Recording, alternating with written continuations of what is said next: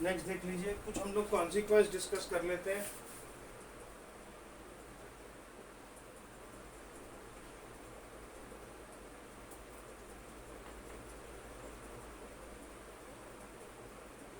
Crystal defect, consequence का क्या मतलब है, इससे फर्क क्या पड़ रहा है। हम अगर देखें तो न्यूट्रलिटी कहीं नहीं डिस्टर्ब हो रही है, यानी इलेक्ट्रिकल कंडक्टिविटी बनी रहती है, और बल्कि एक नई चीज़ दिखाई दे रही है यहाँ पर, हो चाहे इस जगह पे हो, होल्स के क्रिएशन हो रहे हैं। होल्स के क्रिएशन होने से क्या होगा, इलेक्ट्रॉन मूव करेगा तो इलेक्ट्रिसिटी बढ़ती है, यानी इलेक्ट्रिसिटी का कंडक्शन बढ़ता है। कि आप जानते हो कि जब भी इलेक्ट्रॉन का मूवमेंट होगा वो क्या करेगा, इलेक्ट्रिसिटी कंडक्ट करेगा। जब यहाँ पे हमारा कोई होल क्रिएट हो रहा है, अकेले सिंगल आयन जा रहा हो चाहे डबल आयन जा रहा हो, बगल का इलेक्ट्रॉन यहाँ पे आएगा, फिर उससे उसका पॉजिटिव चार्ज उसको अट्रैक्ट कराएगा और वो इलेक्ट्रिसिटी को कंडक्ट कर देगा। यानी हम दोनों ही डिफेक्ट्स में क्या देखेंगे कि they conduct what, electricity, electricity का कंडक्शन बढ़ेगा। दूसरी चीज अगर हम देखें तो डेंसिटी हमारी घटेगी। इस केस में density will decrease in the case of Schottky defect।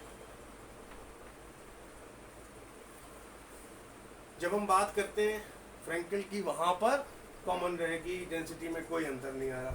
दूसरी चीज हम क्या देख रहे हैं, लैटिस एंथैल्पी घटेगी दोनों ही केसेस में, क्योंकि आपको पता है लैटिस एंथैल्पी क्या होती है, ये वो एनर्जी होती है जब एक मोल आयन, कैटायन और एनायन आपस में रिएक्ट करते हैं और जो एनर्जी रिलीज करते हैं, तो lattice enthalpy will decrease and as a consequence of this stability will decrease. Stability क्यों घट रही है, क्योंकि आप देख रहे हैं हायर कोऑर्डिनेशन में आपके स्कॉटिकी कंपाउंड आ रहे हैं, डेंसिटी उसकी घटती चली जा रही है, तो ऑटोमेटिकली फोर्सेस वीक हो जाएंगे, तो वो कम स्टेबल हो जाएंगे। एक बड़ी इंपॉर्टेंट प्रॉपर्टी और क्या हो जाती है, खास करके हम देखें अगर इसमें जो आपका स्कॉटकी डिफेक्ट है उसमें इतना नहीं दिखाई देता, क्योंकि इसमें आयंस लैटिस छोड़ के जा रहे हैं, जबकि अब इसकी बात करेंगे तो इसमें लैटिस के पास है और लाइक चार्जेस लगभग आसपास हो जाते हैं कई बार, तो डाई इलेक्ट्रिक कॉन्स्टेंट की वैल्यू में वेरिएशन आता है।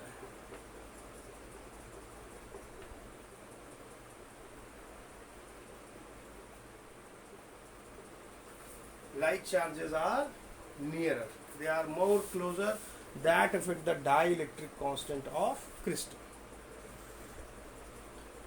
नेक्स्ट हमारा क्या है, नॉन स्टाइकोमेट्रिक क्रिस्टल्स में पॉइंट डिफेक्ट हो सकते हैं। Now the next topic is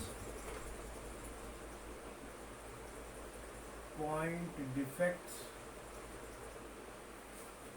in non stoichiometric crystals. सबसे पहले समझने की बात क्या है, ये होते क्या है। अगर हम देखें तो नॉन स्टाइकियोमेट्रिक क्रिस्टल्स का मतलब ये है कि जिनमें एक आइडियल रेशियो नहीं है कैटायंस एंड आयंस का, जो उनके एक वर्चुअल फॉर्मूले में होना चाहिए। इफ वो क्रिस्टल्स in which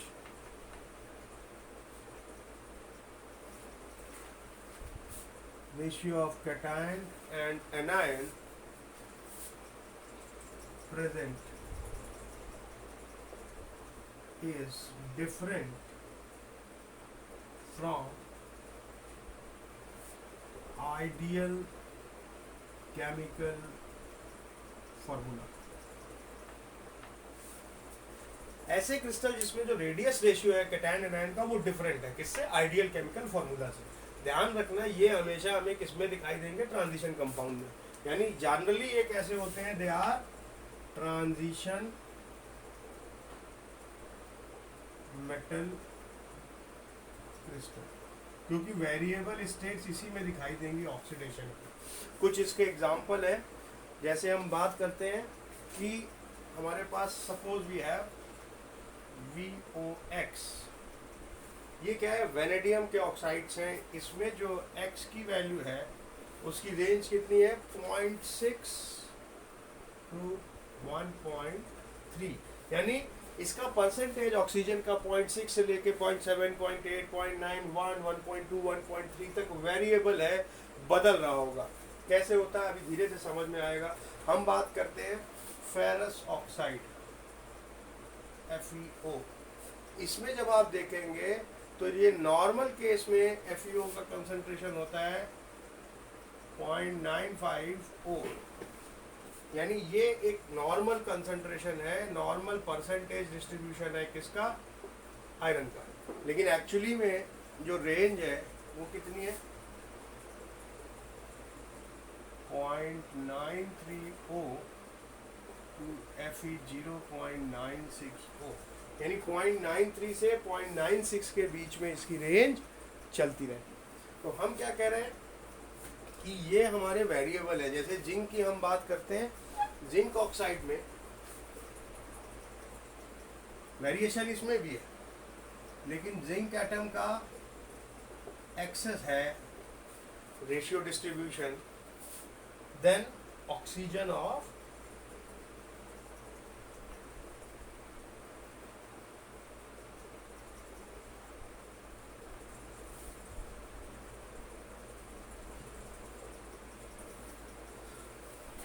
दूसरी खास बात, इन डिफेक्ट्स में भी हम बात करेंगे तो सबसे इंपॉर्टेंट चीज क्या निकल के आती है,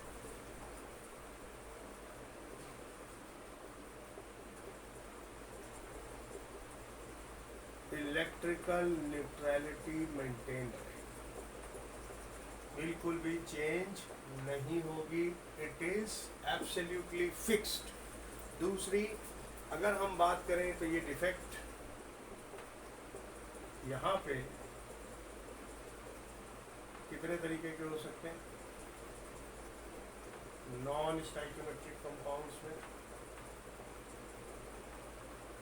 दो तरीके के, आइदर मेटल एक्सेस और मेटल डेफिशिएंसी डिफेक्ट।